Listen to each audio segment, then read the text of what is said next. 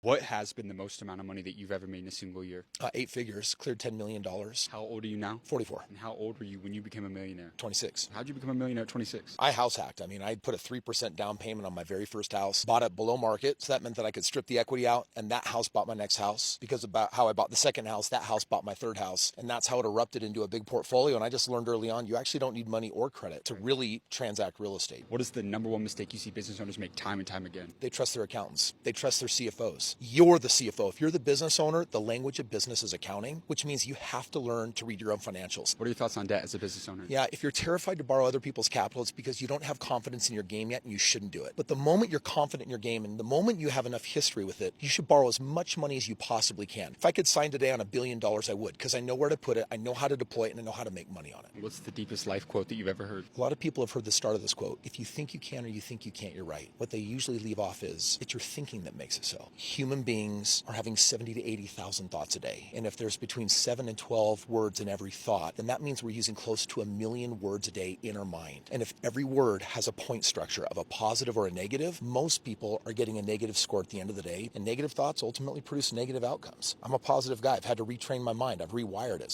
But that positivity, it opens all sorts of doors for me that produce great results.